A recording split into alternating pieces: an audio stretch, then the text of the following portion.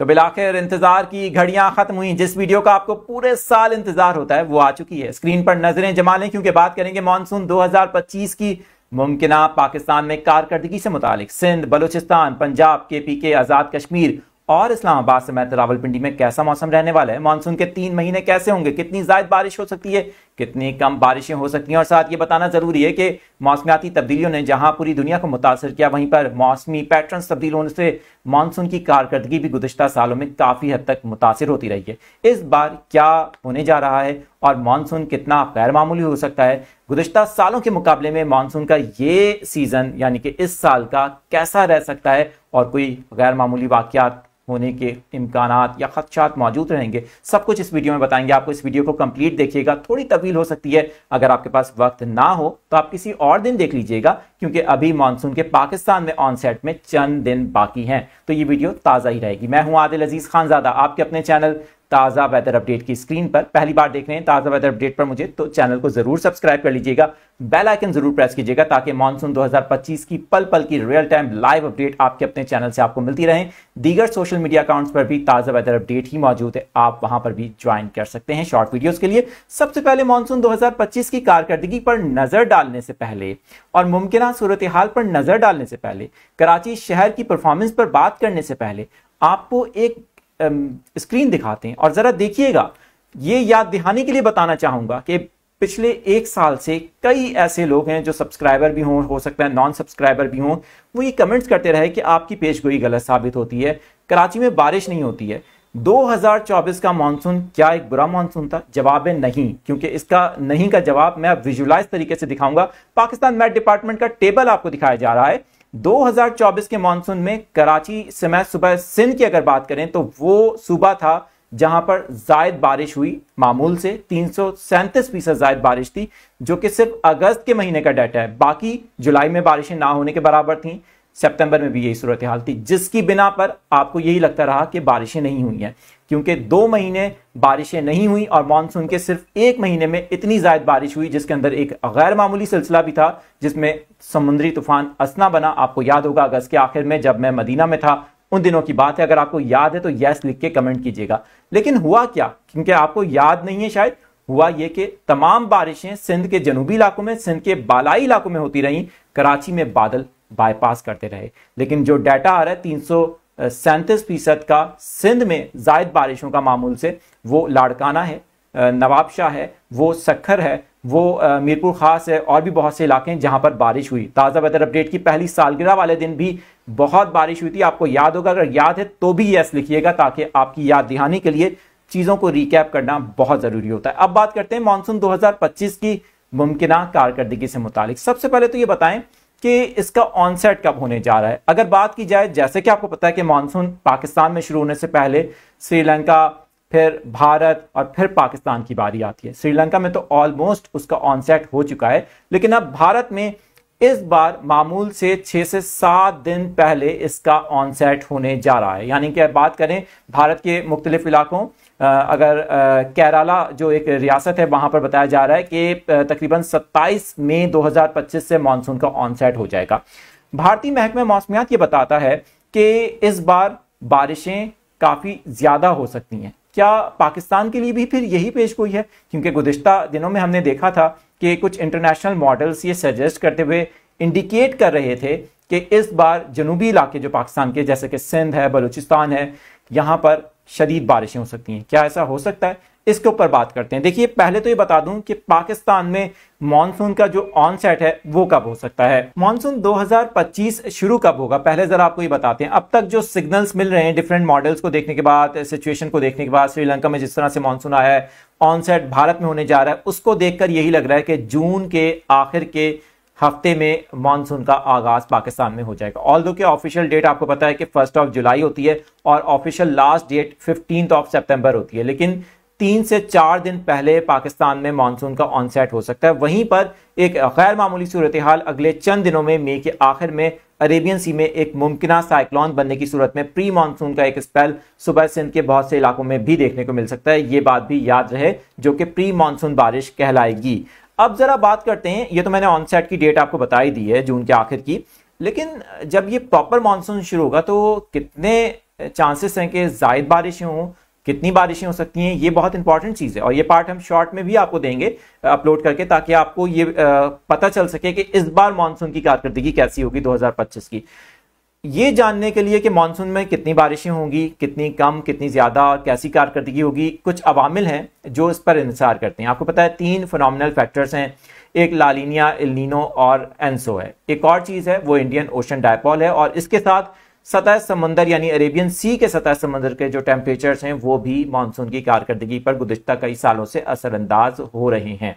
बारी बारी अहाता करते हैं सब चीज का और आपको एक एक चीज बताएंगे, लेकिन ये बताने से पहले कि इस बार मानसून 2025 का किस फैक्टर के तहत हमें देखने को मिल सकता है, आपको 2024 की एक बहुत इंपॉर्टेंट चीज है जिसको रिकैप करते हैं, बताते हैं। 2024 मई के महीने में मानसून के आउटलुक में हमने आपको बता दिया था कि इस बार 2024 का जो मानसून है पहला फेज यानी कि जून और जुलाई, वो एंसो कंडीशंस के साथ साथ हमें इंडियन ओशन डायपोल के न्यूट्रल फेज में देखने को मिलता है, जिसके अंदर बारिशें मामूल से कम हुई। आपने देखा 44% कम बारिशें हुई और परफॉर्मेंस अच्छी नहीं रही। लेकिन अगस्त में उम्मीद यही थी कि लालिनिया का जन्म हो जाएगा, जैसे कि काफी सारे इंटरनेशनल जो फोरकास्टर हैं वो भी ये तवक्को जाहिर कर रहे थे, लेकिन ऐसा नहीं हो सका, ये डिले होता गया। अब ये सारी सिचुएशन सर्दियों की बारिशों तक जा रही है, मैं आपको बारी बारी बताऊंगा। अब हुआ ये कि अगस्त के अंदर सूरत हाल बेहतर हुई, लेकिन कराची फिर भी मायूस कुन कारकर्दगी के साथ रहा, जहां पर सिस्टम्स आप देख रहे होंगे स्क्रीन पर, ट्रैक के मुताबिक कराची के आसपास से बाईपास करते रहे, सिंध के कुछ जनूबी इलाकों को और बालाई इलाकों को मुतासिर करते रहे, कुछ बलूचिस्तान को, कुछ सिस्टम्स पंजाब को मुतासिर करते रहे, लेकिन कराची काफी मायूस रहा। ऑल दो के एक गैर मामूली कंडीशन देखने को मिली हमें 25 अगस्त 2024 को, जब मैं मदीना में था, मैंने शुरू में ही बताया कि उस वक्त एक असना नामी एक तूफान बना, जिसके बारे में कहा जा रहा है कि बहुत ही गैर मामूली कंडीशन थी, क्योंकि मानसून के अंदर कोई भी तूफान नहीं बनता है जब मानसून का पीरियड होता है। इस तूफान से तेज हवाएं 40 से 45 नॉटिकल माइल की रफ्तार से कराची में भी चली, ठट्टा, बदीन और साहिली इलाकों में। बावजूद इसके हमने देखा कि लानिनिया का जन्म नहीं हो सका, और यही नतीजा था कि अगस्त के बाद सितंबर दोबारा से डाउनफॉल में चला गया और बारिशें नहीं हुई, और आपको यही लगता रहा कि बारिशें नहीं हुई हैं और मानसून की कारकर्दगी खराब है।